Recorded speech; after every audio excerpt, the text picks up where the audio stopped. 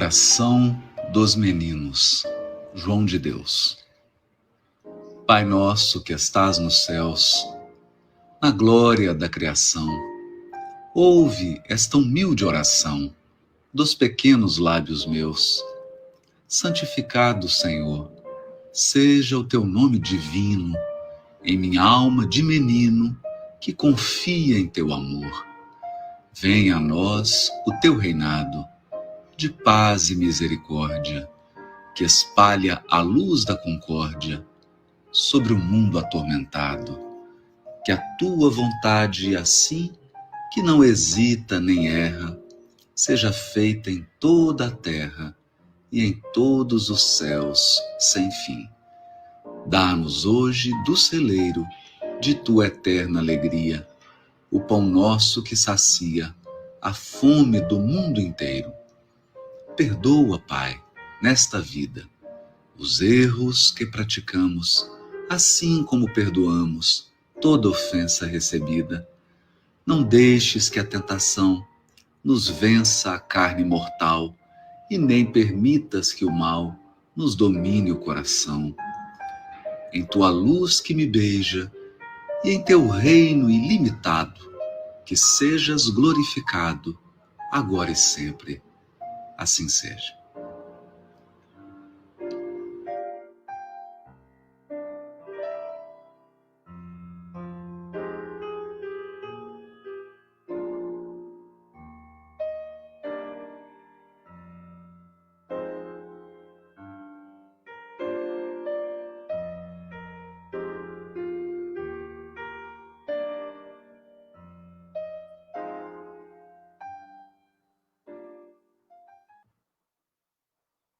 Bom dia, estamos iniciando mais um dia de transmissão online, sejam todos bem-vindos.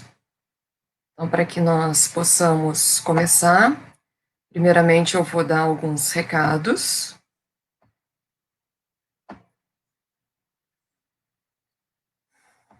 Bem, então lembrando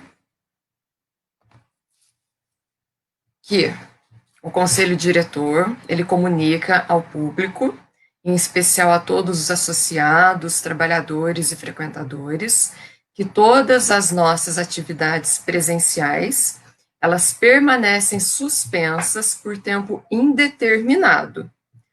Quando houver uma data de retorno, qualquer movimento diferente, vocês serão avisados. Também, lembrando que o atendimento fraterno, ele está sendo feito por telefone. Então, quem quiser, tiver necessidade de ter uma conversa, desabafar, não precisa ser nada grave. Seja o motivo que for, você pode estar contando com o atendente fraterno. Então, para que ele possa te atender, conversar, você envia apenas o seu nome e telefone para o e-mail contato@cedivinomestre.org. E assim que for possível, o atendente ele entra em contato.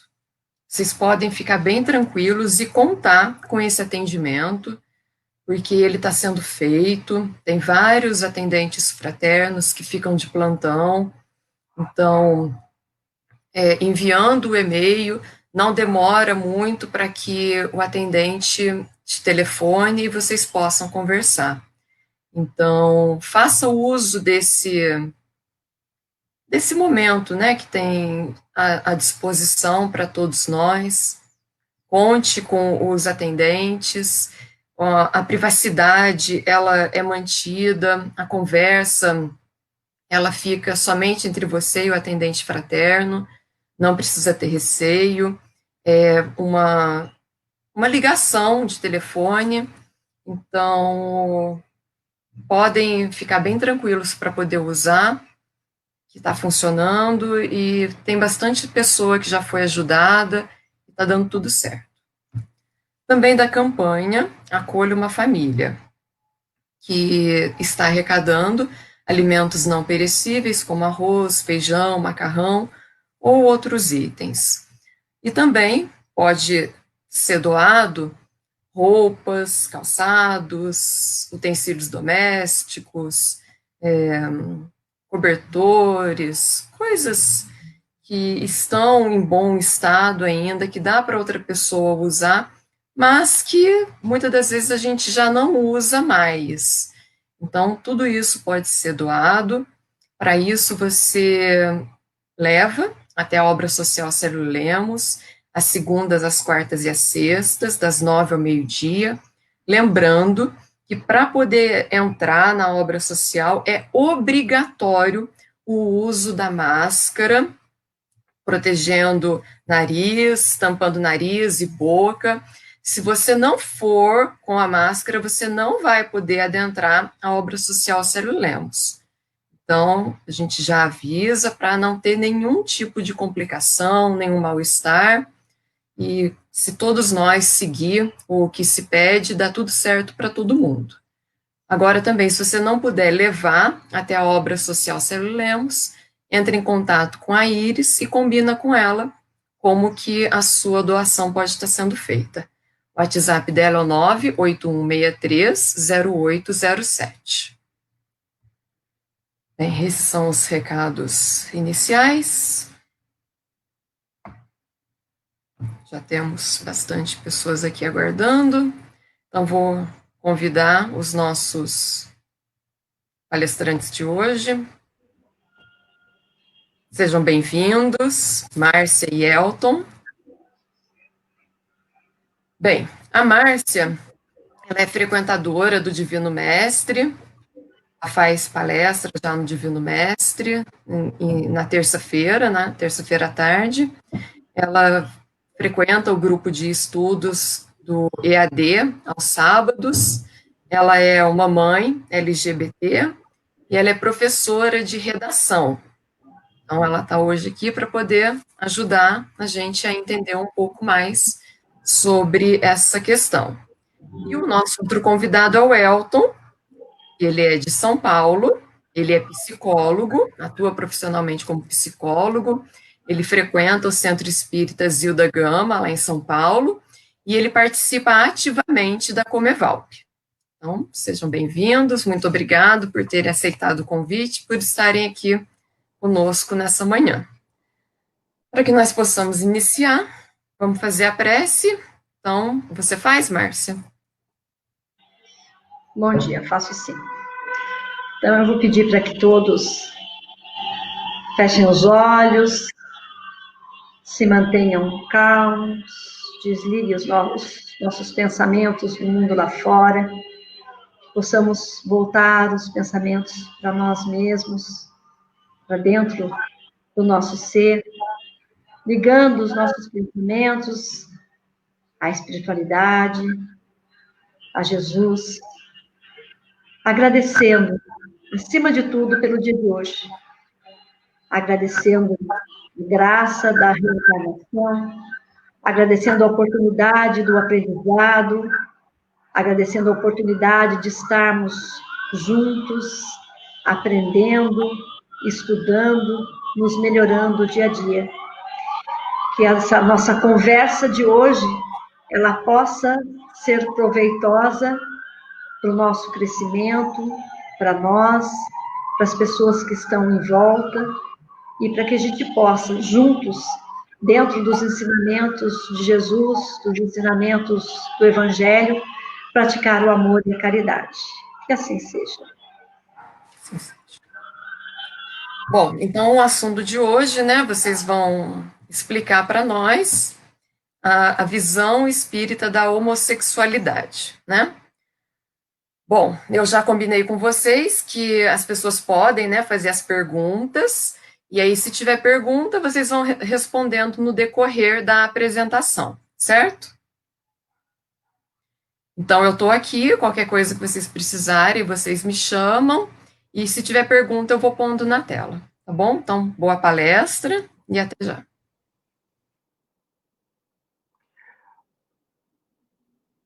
Bom,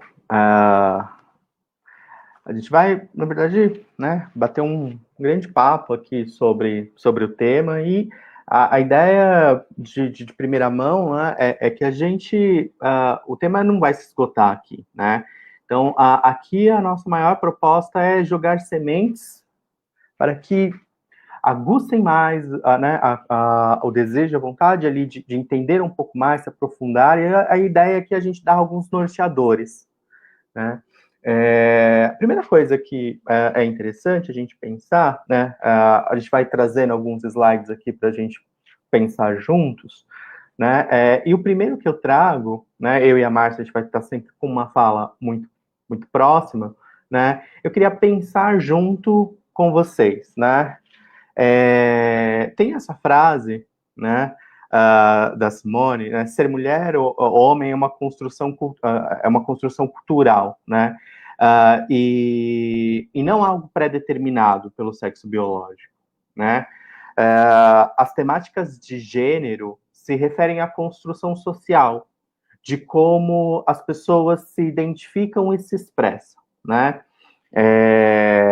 A partir desse lugar, a gente vai quero fazer um convite a gente pensar, não a pensar a partir de uma sexualidade, né? Pensar em corpos, né? Sexualidade e gênero. O que seria um pouco isso? É se perguntar, né?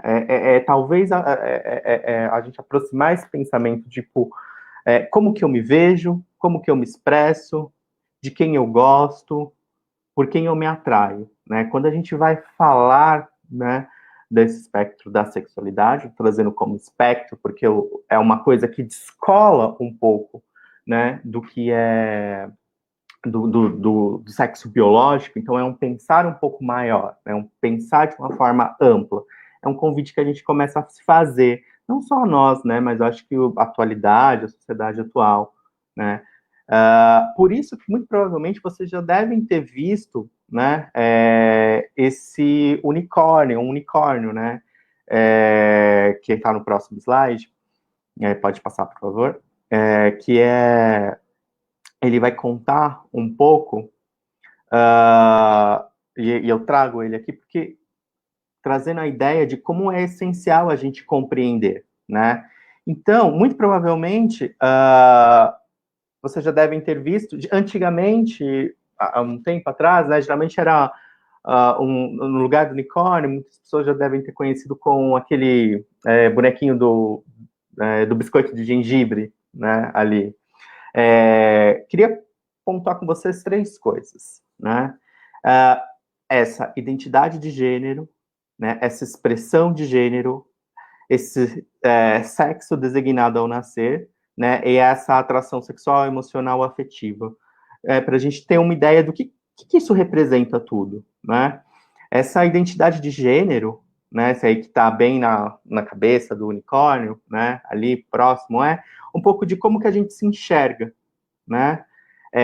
E aí a gente vê mulher, gênero não binário, homem, né? Se a identidade de gênero, como eu me enxergo, condiz com o que foi atribuído, né, a mim quando eu nasci, né, através do meu genital, a gente chama, né, isso de cisgênero. Se a identidade de gênero não condiz com o que foi imposta quando você nasceu, através do seu genital, você é transgênero, né? E também tem as pessoas que não se identificam com o gênero, nem feminino, nem com o masculino. E elas são denominadas como binárias, né? Não, desculpa, não binárias. A expressão, né? A expressão, o que representa? Você percebe que tem esse pontinho verde aí e vai em volta do unicórnio, que é para dar uma ideia, né, de como que a gente se expressa, como é que você se apresenta né, e se expressa a partir da sua identidade, né? O sexo designado ao nascer está atrelado aos genitais, né? Que a gente pode ter o feminino, o masculino ou o intersexo. E essa atração emocional, né, afetiva, né, indica, né, quais são os gêneros, a pessoa, né, que você se sente atraída, né, fisicamente ou emocionalmente, né. Márcia, queria te ouvir um pouco, antes da gente passar para o próximo slide, da importância que se tem dessa disseminação de conhecimento, né? E saber do que se está falando antes da gente, talvez, expor o que a gente acha sobre aquilo, né?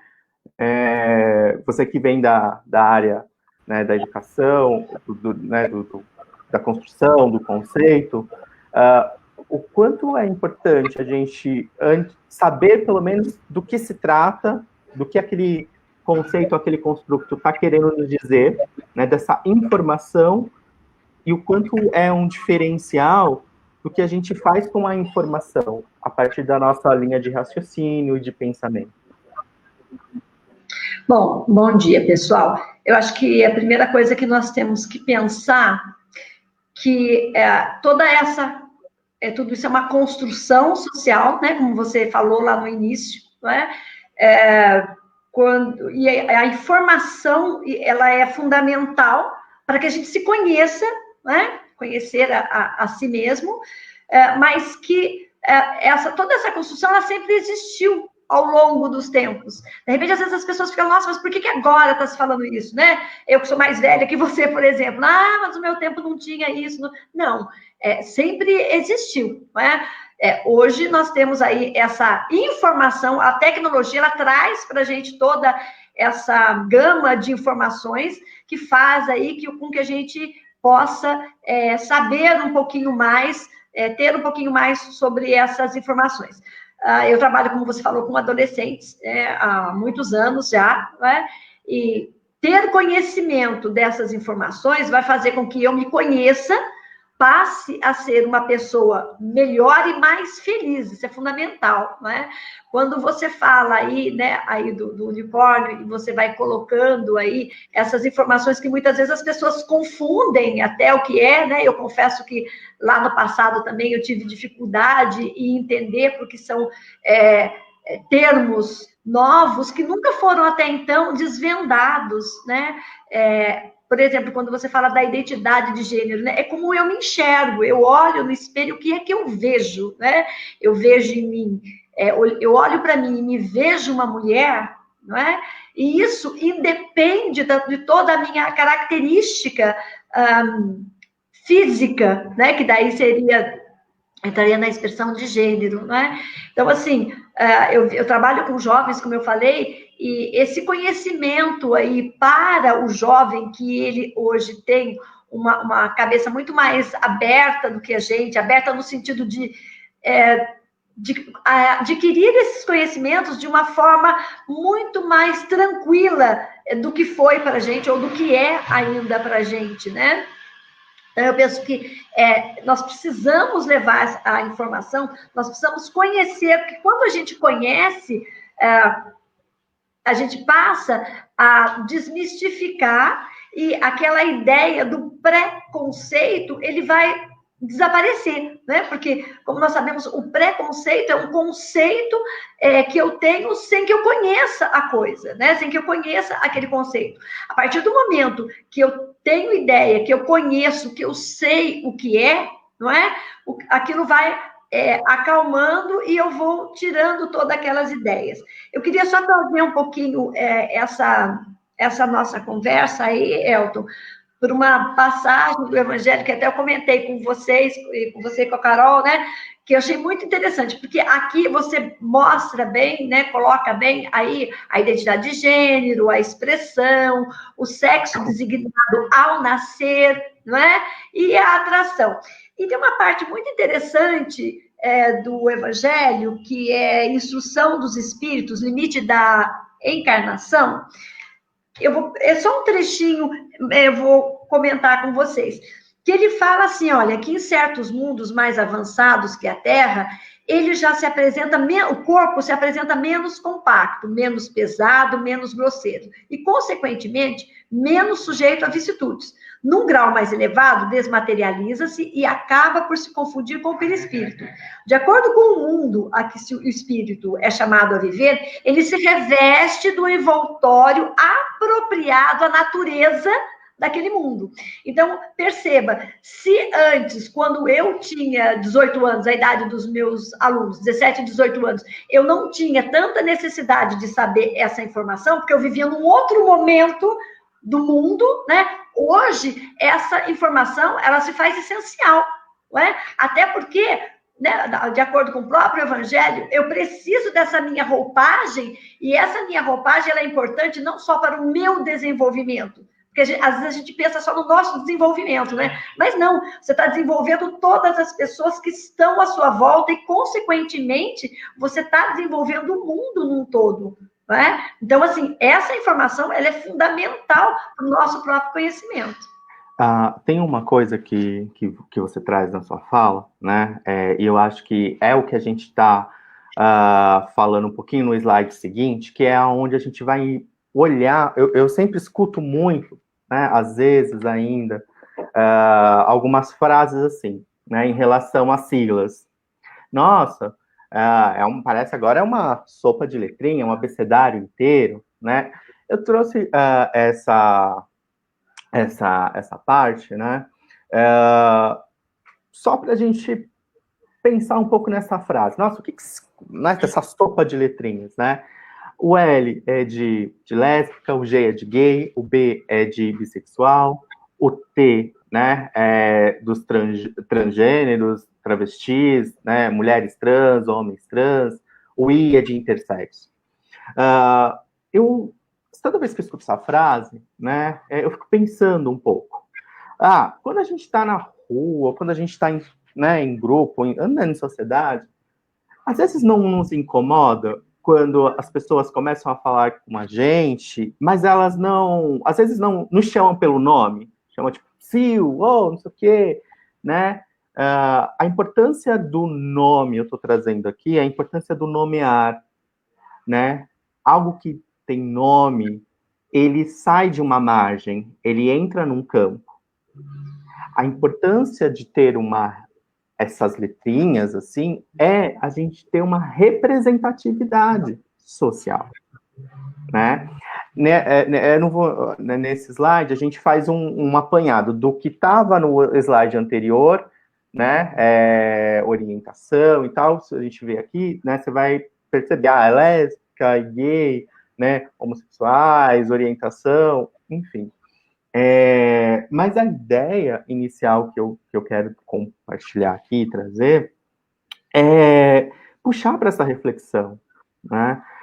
Não é uma letra, sabe? É um olhar, né? Quando a gente fala de L, de G, né? Enfim, de cada um, a gente está falando de pessoas, né? A gente está falando de comunidade, né? Então, né, eu trouxe essa reflexão porque eu acredito que isso seja muito importante, né?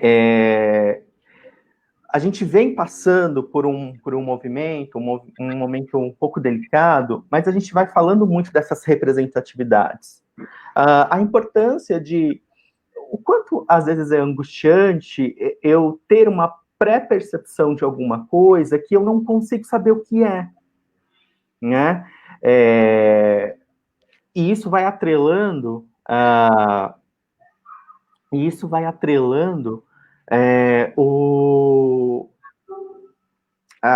importância, né, de eu conseguir fazer contato e me reconhecer no ambiente onde eu trago, né? O Elton, se me permite aí, é a questão da representatividade, não é? E uma coisa que eu acho que é importante, que às vezes as pessoas confundem um pouco, desculpe até te cortar aí, mas acho que tem coisa que é importante a gente esclarecer, né? Por exemplo, L e o G todo mundo sabe, né? A bissexualidade, né? Eu acredito, e pelo que a gente lê, e até dentro mesmo daquilo que a gente estuda, dentro da própria doutrina, todos nós somos bissexuais no sentido de que nós temos dentro de nós características que são tanto femininas quanto masculinas, não é?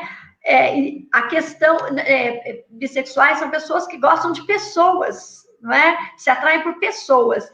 A questão do T, né, do transgênero, que as pessoas sempre perguntam, e eu estou falando porque eu, como mãe, nossa, na minha cabeça isso foi muito difícil de eu entender, e eu entendo, né, que outras pessoas da minha geração, ou até mais nova, não tenham muito contato e conhecimento em relação à letra T, né, que é uma das letras que mais sofre aí dentro da sociedade. Então, assim, quando você estava falando, né, de identidade de gênero, então eu olho no espelho e eu me vejo mulher, beleza, eu sou cisgênero, mas se eu olho no espelho, tá, e o meu corpo é feminino, mas eu não me vejo, não é? Porque não se esqueça que eu sou um espírito, isso aqui é só uma roupagem, não é? O que eu sou está aqui dentro, não é? E eu olho e me vejo como homem, por exemplo, esse é o transgênero, né? O transgênero, que é a identidade de gênero.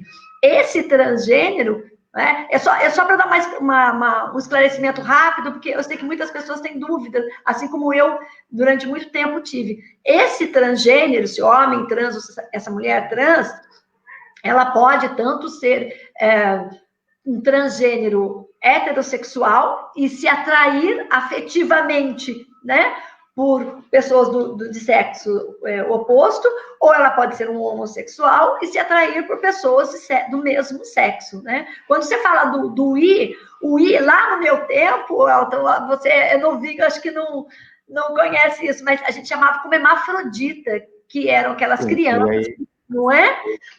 Que nasciam com características biológicas, tanto feminina quanto masculina, que hoje é o intersexo. E existe uma briga muito grande, uma briga no bom sentido, porque os médicos, normalmente, eles obrigam que as famílias façam a cirurgia nessa criança.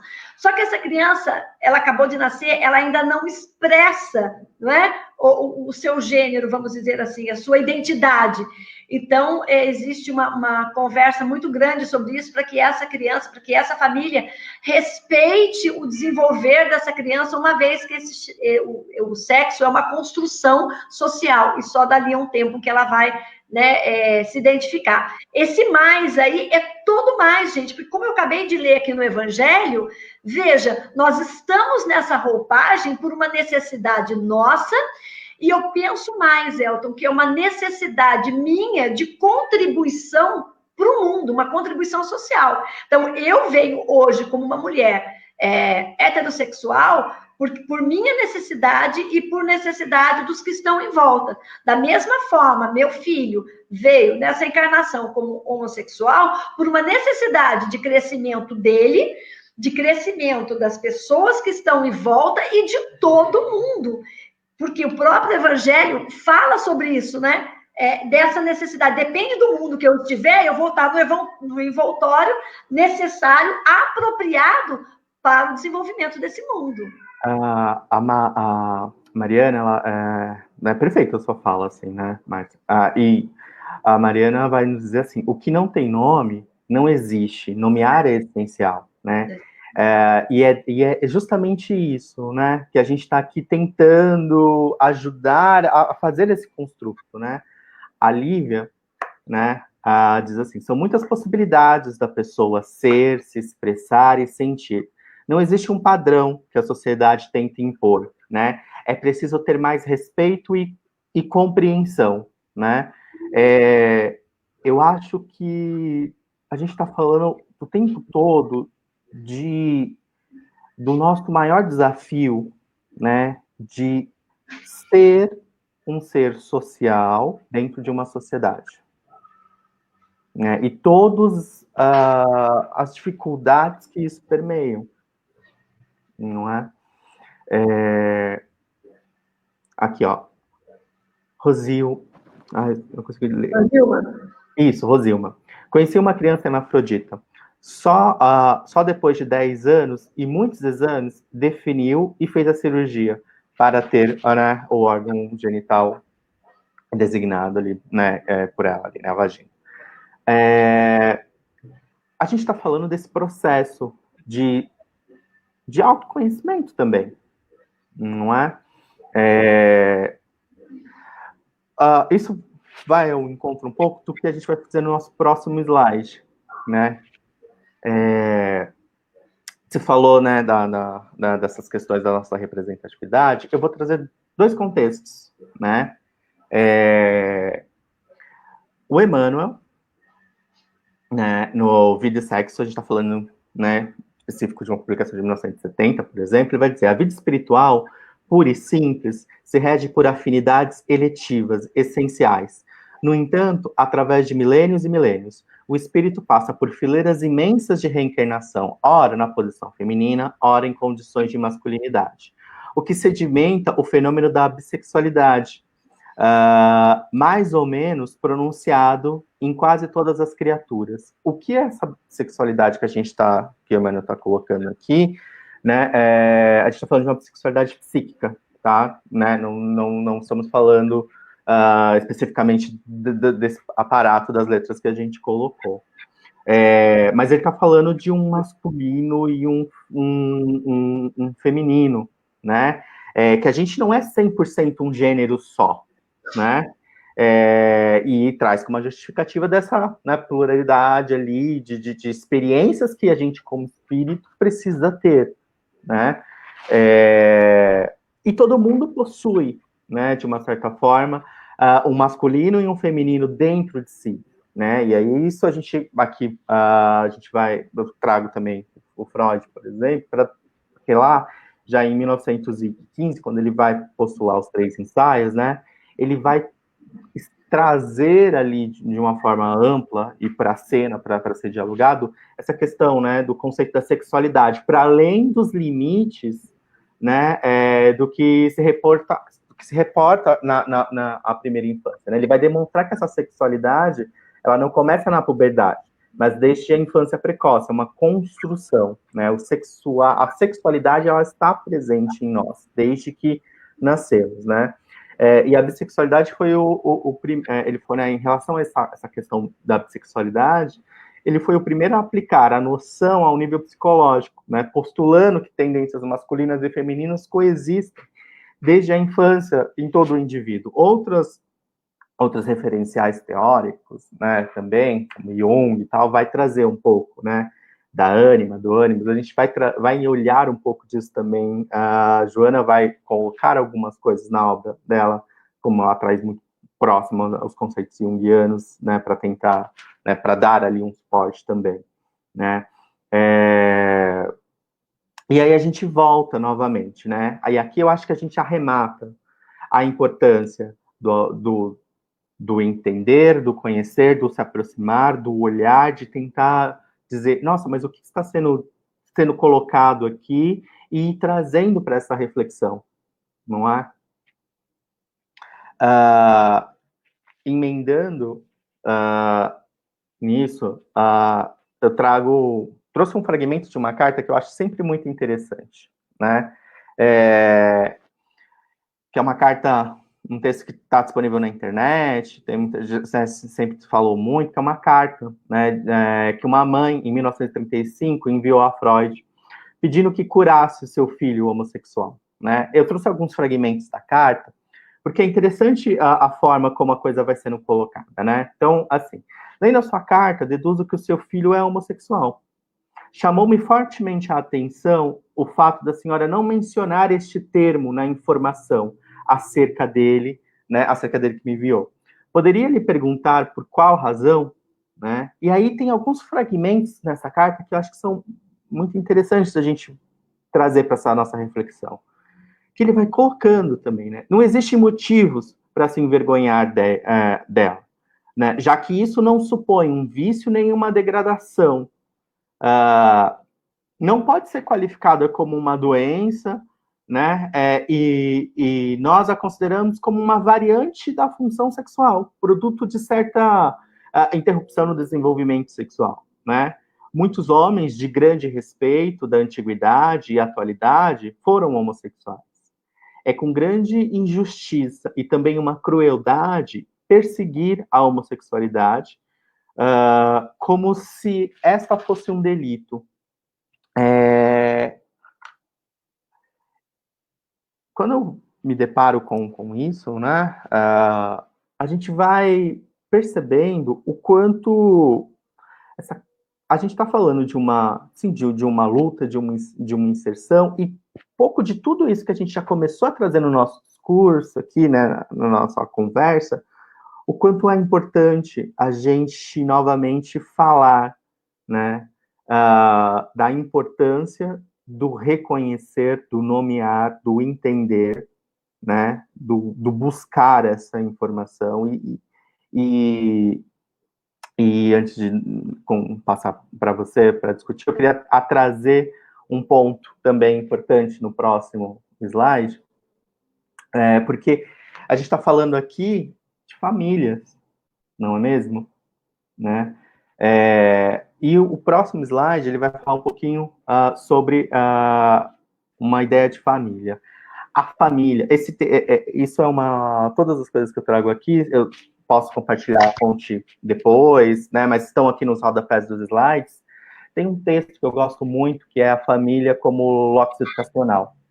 E vou tomar a liberdade de fazer um acréscimo, né, nessa fala, nesse slide aqui, a família, e aí aqui eu posso fazer um acréscimo pessoal, e a família especialmente espírita, pensando em toda a nossa bagagem de discussões, de conceitos, de ensinamento, né, da nossa proximidade com o estudo, por isso que eu falo, né, proximamente, especialmente a uma família espírita, também pode e deve estar comprometida com uma mudança na sociedade, apresentando uma visão libertária de um mundo, repudiando qualquer tipo de opressão, né? Com certeza não se trata de um processo isolado, mas daquelas que se comprometem com esse projeto, né?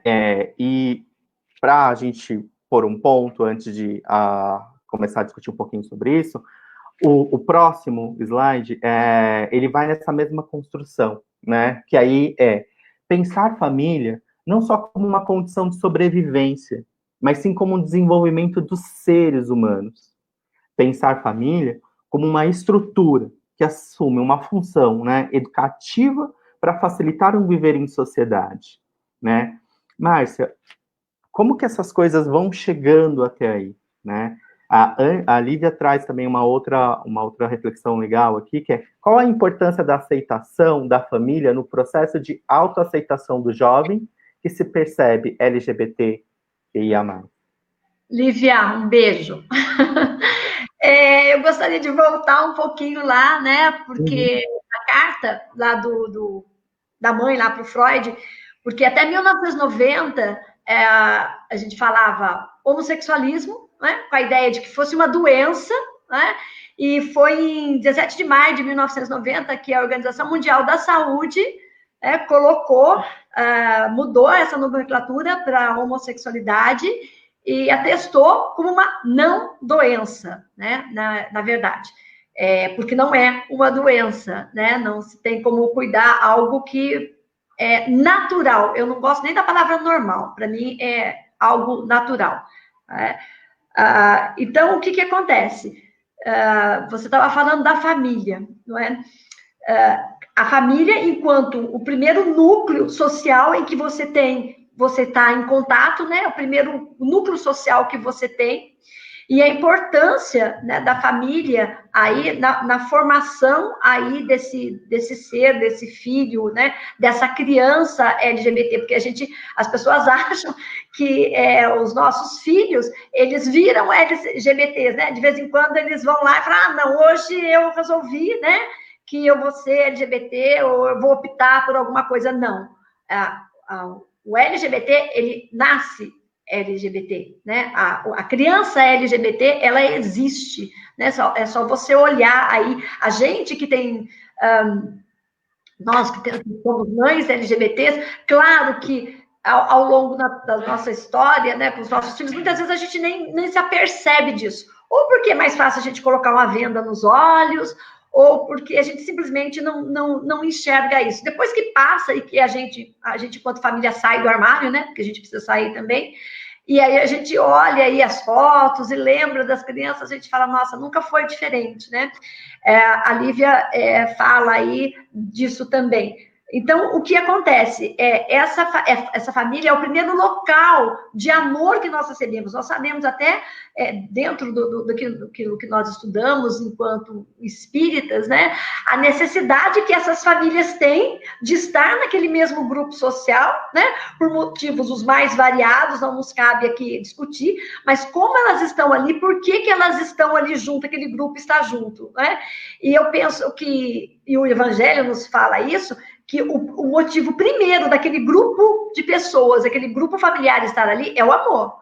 Elas precisam, né, se amar, elas precisam aprender juntas, elas precisam evoluir. Então, aquele grupo social ali, aquela família ali, ela está junto, para que junto ela possa aprender o amor e possa expandir esse amor, né? Então, assim, a importância desse acolhimento, como a Lívia perguntou aí, ele é fundamental, porque como as pessoas lá fora, vamos colocar assim, né? Eu dentro da minha casa e lá fora, como as pessoas lá fora, elas não têm conhecimento, elas não sabem de tudo isso, o que acontece? Você tem um pré-conceito lá fora, e esse menino e essa menina, ela vai sofrer horrores lá fora. Então, ela precisa, no mínimo, desse acolhimento familiar que vai dar para ela essa sustentação, essa estrutura, para que ela possa suportar o mundo lá fora, que ainda é muito hostil em relação a essas pessoas, né? Então, assim, esse apoio da família, ele é fundamental. Eu falo, né? Depois a gente vai falar um pouquinho disso, mas eu falo muito assim que a família, ela precisa, junto com esse LGBT, ela precisa sair do armário, ela precisa ir à luta junto com esse filho, né? Para dizer, olha, o meu filho, ele tem pai, ele tem mãe, né? Ele tem irmãos, ele tem pessoas que olham por ele, que o amam, que o fortalecem, que dá para ele, né, toda essa estrutura dele ser quem é, né? A Maria Cristina está falando aqui que é muito importante refletir e ressignificar certas culturas familiares que têm causado dor e sofrimento ao longo do tempo. Não é possível evoluir sem mudar. Ai, Maria Cristina, é exatamente isso, sabe? Existe em tudo, a vida evolui. Nós somos produtos de uma evolução. Ao longo da história, veja, nós somos o produto de uma evolução. Então, tudo tem que evoluir. Hoje, as nossas famílias, elas não são como foram no passado. Hoje, você tem famílias de só mães e filhos. Você tem filhos que vivem com os avós, filhos que vivem só com os pais do gênero masculino mesmo, né? Você tem família de filhos adotados, você tem família de 2 mulheres, de 2 homens. O que é a família? E aí fica o meu questionamento: o que é família? Para mim, são atos de amor, não é isso? O que é a família, o meu conceito íntimo e pessoal de família, e o que é o conceito de família construído ou colocado socialmente, historicamente? Perfeito. Não é? E as evoluções. A todo momento, eu acho que né, a gente está trazendo e batendo muito nessa tecla da importância da disseminação do conhecimento e da informação, mas não é só para quem, é para todos, para quem está dentro dessa representatividade, dentro, né, das letras, quem está fora das letras, né, dentro do meu processo de compreensão, né? E você fala uma coisa muito bem, né? Que assim, às vezes é tentado colocar algumas ideias, tipo assim, que é uma escolha, né? Como se, tipo, a gente pudesse optar, né? E eu represento uma dessas letras, né? Como gay, será que eu escolho sair na rua e sofrer uma ameaça? Será que eu optei em passar por certos constrangimentos? E a gente está falando dessas questões. Será que eu, né, já fiz todas essas escolhas? Né? Ou a gente está falando assim, o que eu estou observando por que para um é natural e para o outro não é? O que é estar na norma e o que é estar fora da norma? O que isso representa? São esses questionamentos que são extremamente importantes, né? A gente fazer e a gente está ativamente se questionando, né? É o que você falou, né? Da questão da escolha. Eu sou uma mulher heterossexual, né? Tenho 58 anos e eu não lembro de nenhum momento eu ter escolhido ser heterossexual ou não. Né? Então, assim, não existe essa escolha. Mas eu penso, Elton, que tudo isso é exatamente o que nós estamos fazendo, é levar essa informação. Porque muitas pessoas, elas não têm a informação. Né? Né, eu acho que a informação, ele é um caminho de luz no sentido que, tipo, né, tira a gente de um certo breu, né? E a gente está falando de todos os tipos de informação, informações benéficas, né, e de fontes confiáveis. E dentro da própria doutrina, quando a gente vai fazendo os nossos estudos, né, a gente vai observando, pelo menos dentro da minha experiência de anos de estudos, né, sempre olhar para aquilo e a gente olhar com um olhar de criticidade, pensando na produção desse pensar, né? Porque isso que vai nos vai fazendo a gente avançar, né? A Maria Regina colocou aqui, né, que hemafrodita é uma alteração genética, nada tem a ver com homossexualidade, que não é uma doença. Exatamente. Uhum. E aí tá, Maria Regina, porque... Esse ser integral, né? Hoje, dentro da área da saúde, que é uma das áreas que eu atuo e trabalho também, a gente vai falando, vai tentando reconstruir, né, um ser para além de um ser biológico. Ele é um ser biopsicossocial e há algumas novas frentes que estão dizendo espiritual também.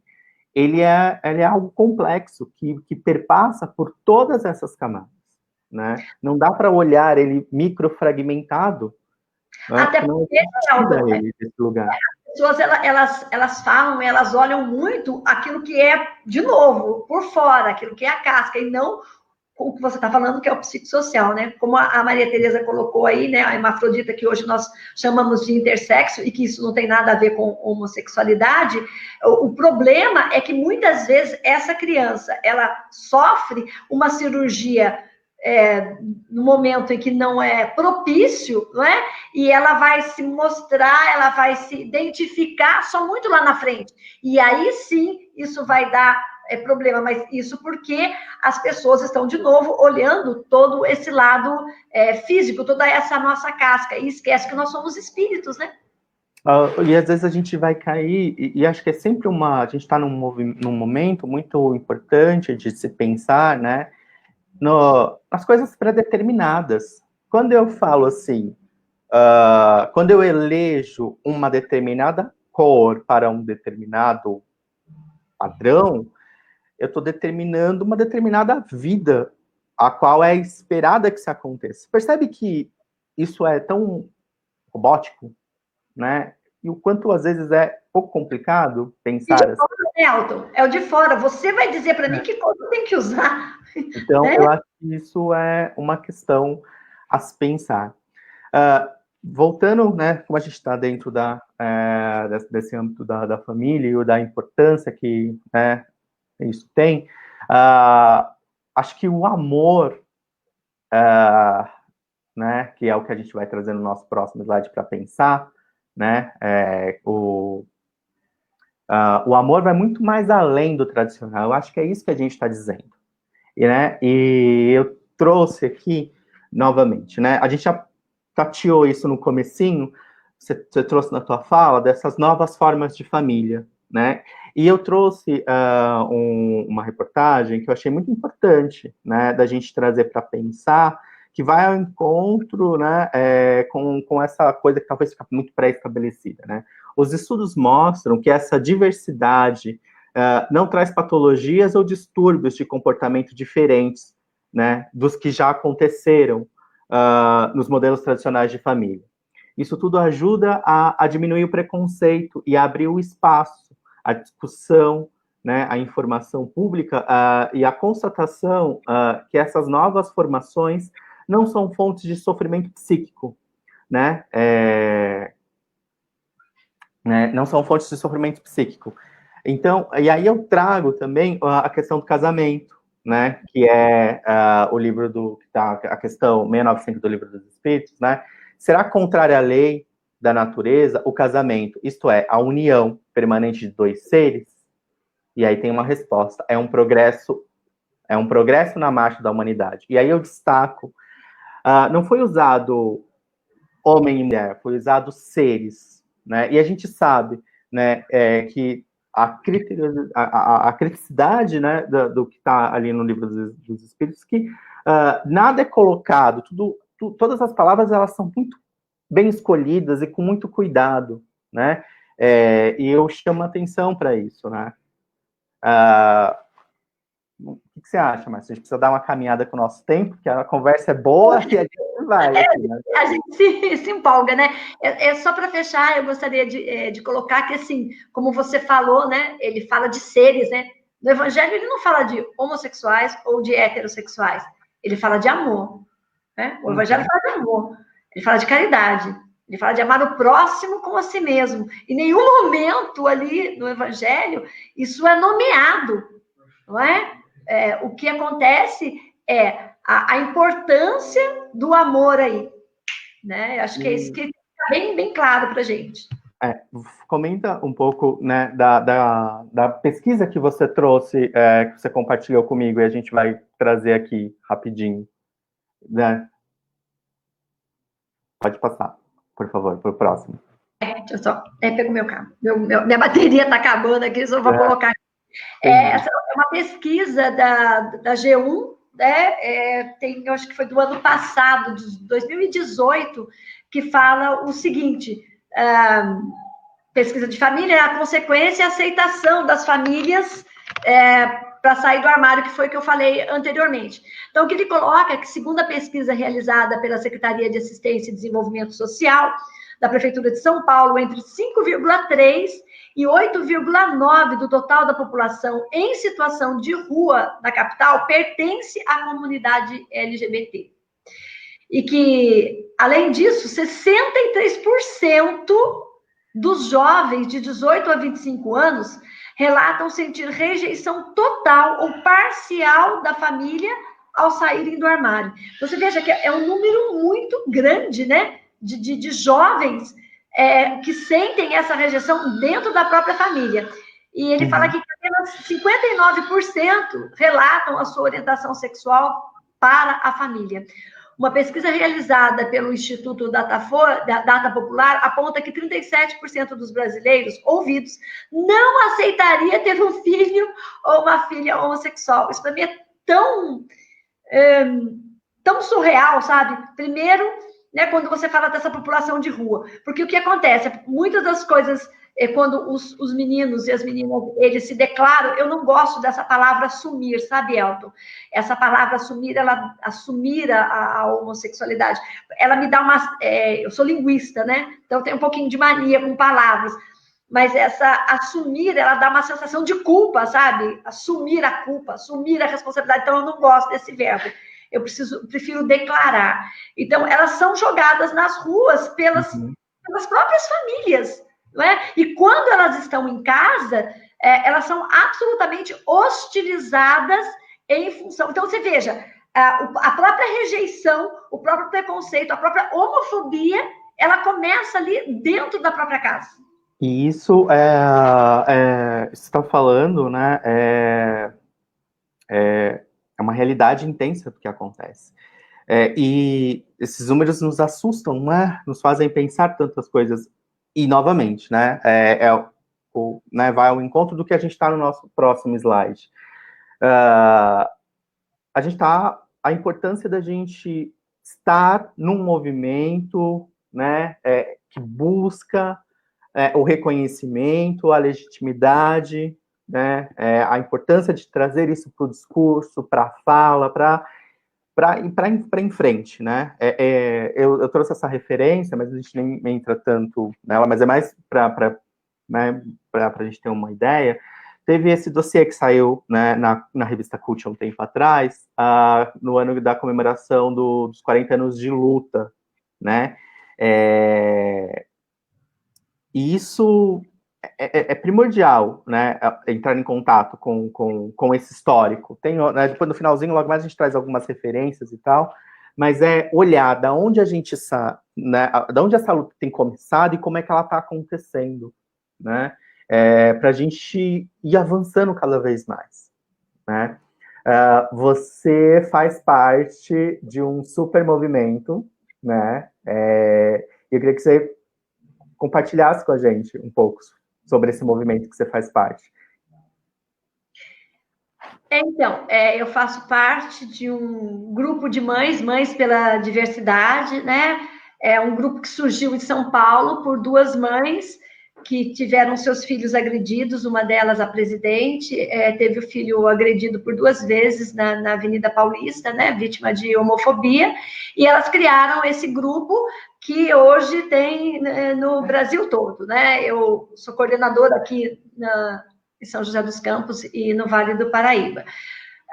O que acontece? Eu só gostaria de deixar claro que, para as mães, eu falo muito isso para os meninos, né? Para as mães também não, e famílias e pais, apesar daquele número alto que nós vimos lá, para nós também não é fácil sair do armário, porque nós vimos de uma construção social, né, muito tradicional, muito enraigada no passado. Então também para a gente faz essa é um movimento, né?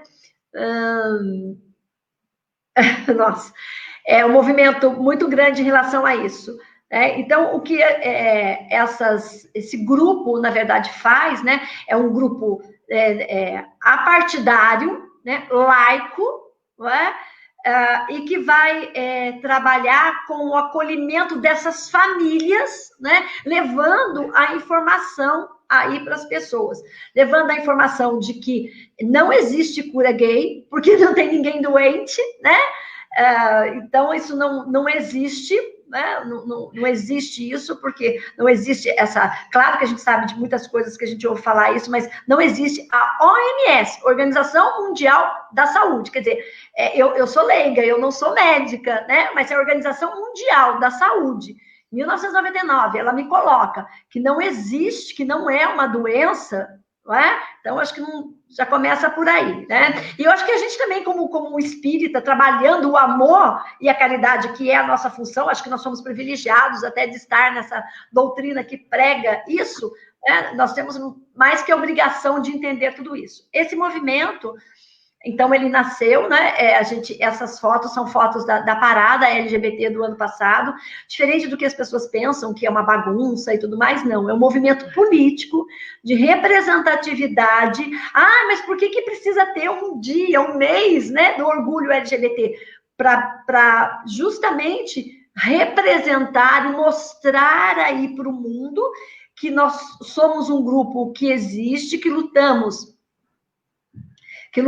né, pelos nossos filhos, não é?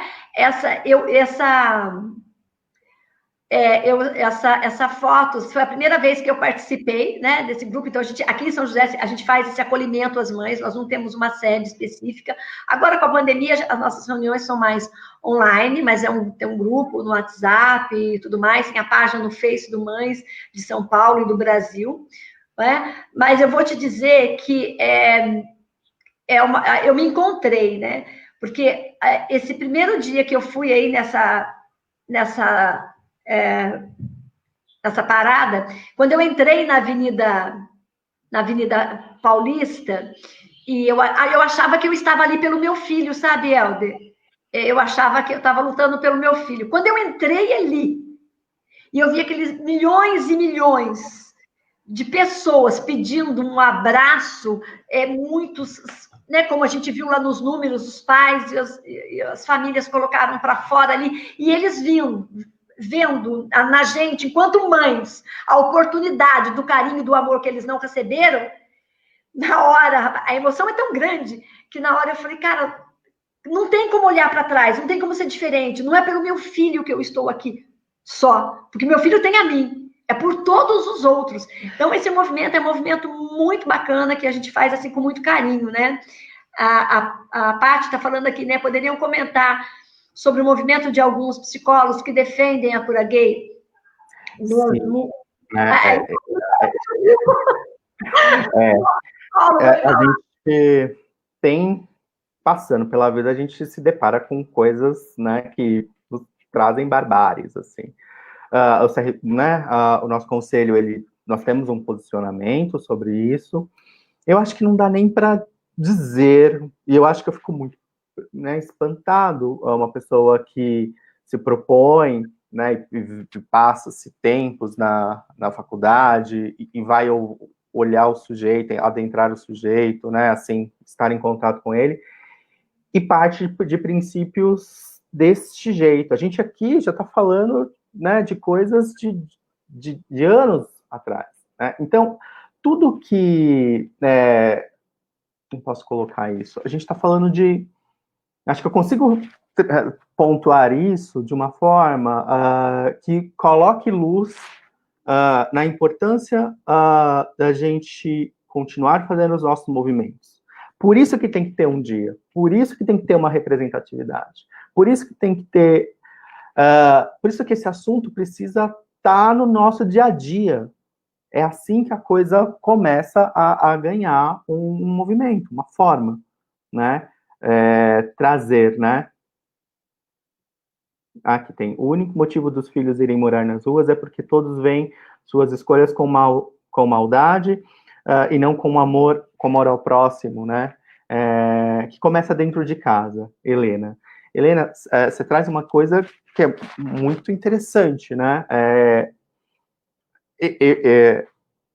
Cuidar, né? Assim, nós precisamos ter muito cuidado com algumas... Assim, quando a gente não traz uma coisa para o discurso, não traz uma coisa para o debate, não traz uma informação, né, para a gente olhar por diversas formas, a gente está criando crenças, a gente pode estar criando dogmas, né?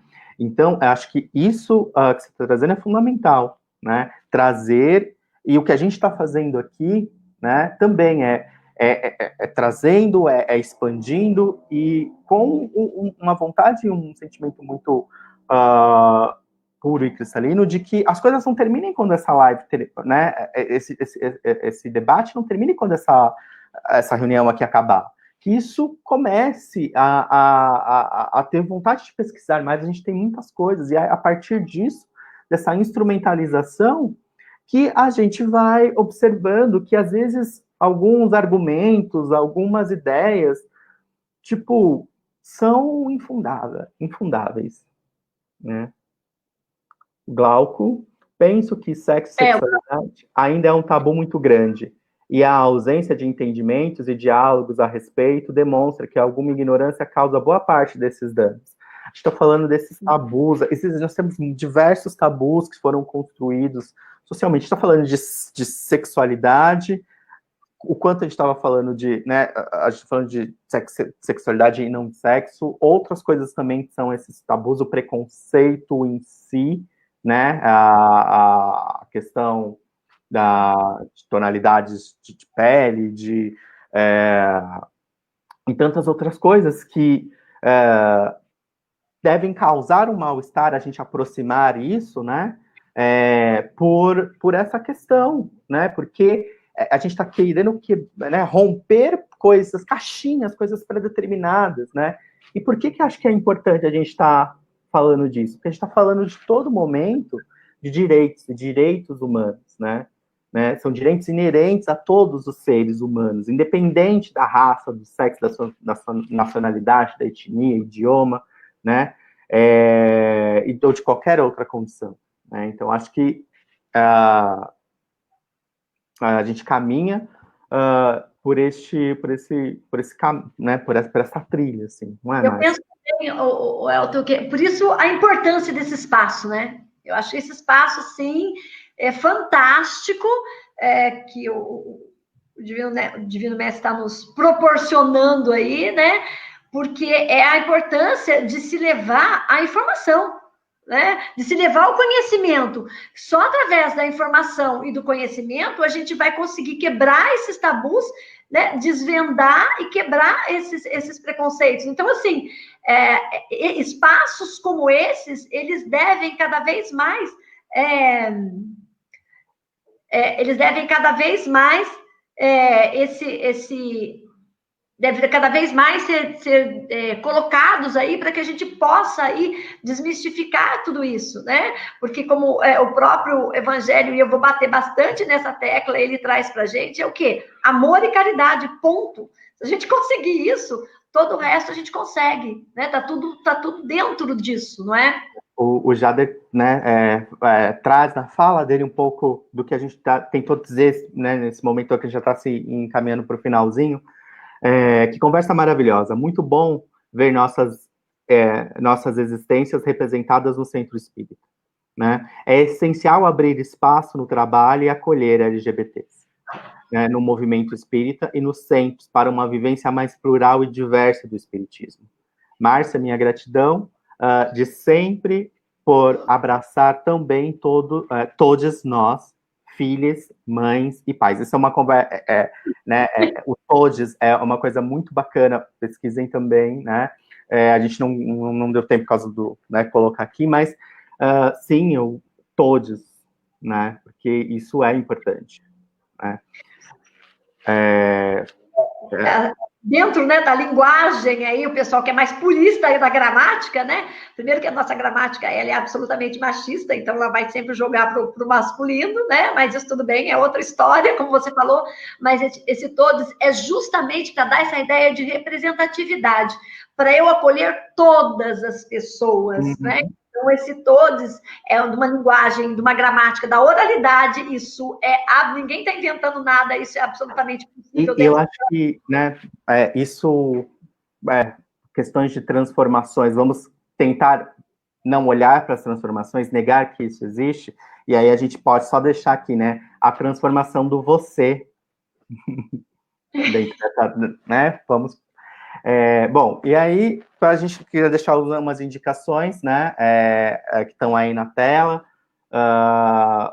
É muito bacana, assim, né, para a gente pensar, né, a gente entrou em contato com algumas, e é isso, né, a Aparecida, né, o amor não vê morfologia, o amor ama, né, Raul Teixeira. Parabéns, Márcia, parabéns, eu que agradeço. É isso, Carol, acho que estamos chegando aí. Márcia, quer colocar alguma coisa? Não, acho que eu só quero realmente agradecer novamente a oportunidade, o espaço aí que a Carol tem nos dado, tem nos oferecido, né, em nome do centro aí, da gente levar essa informação a todos nós, na verdade, né? Porque a gente aprende todo dia, o tempo todo, né? E me deixar à disposição aí, não só do centro, mas das mães e pais LGBTs, né, que queiram conversar simplesmente ou saber um pouquinho mais, entender um pouquinho mais sobre os nossos filhos, né?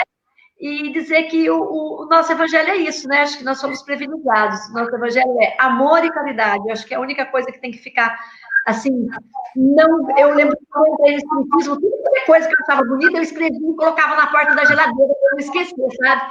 Hoje eu vejo que mais do que isso, aquelas coisas elas precisam estar dentro das minhas ações e não das minhas falas, né? E dos escritos aí. Muito obrigada. Eu também agradeço. Bom, nós agradecemos por vocês terem se disponibilizado, né, a fazer essa live, essa conversa. Foi bastante produtivo, foi muito bom. A gente precisa ter coragem de conversar esses assuntos, né? Porque para a nossa sociedade se tornar um lugar melhor, a gente precisa aprender a acolher a todos. E para poder acolher, a gente precisa entender, a gente precisa desmistificar os assuntos. Então, nós agradecemos muito a vocês dois, as pessoas que agradecendo, gostaram. Então, realmente foi muito bom, muito emocionante. Toda vez que eu vejo a Márcia falar sobre esse assunto, eu me emociono muito, ela sabe disso, porque ela fez esse tema na terça-feira à tarde, e foi muito emocionante mesmo. Eu agradeço demais a vocês dois. E para a gente poder encerrar... Queria, né, encerrar... Pode falar. fazendo a prece, né, para a gente, né, queria convidar todos, né, então, fechar os olhos,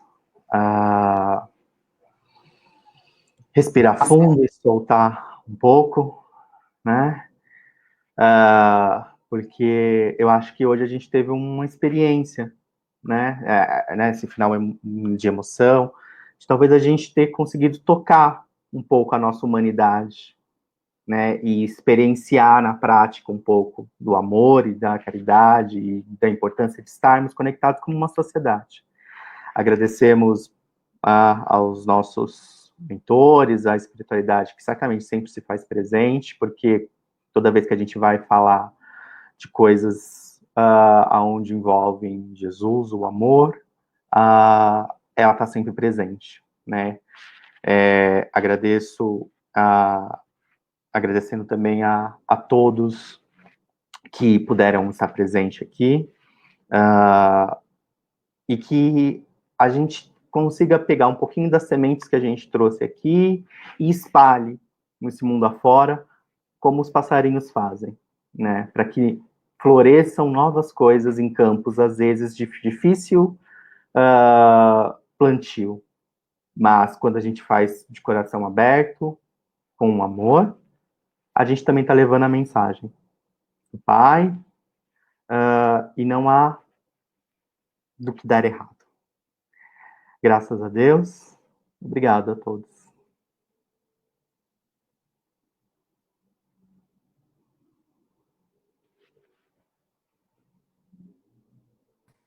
Bem, então assim a gente encerra mais uma transmissão.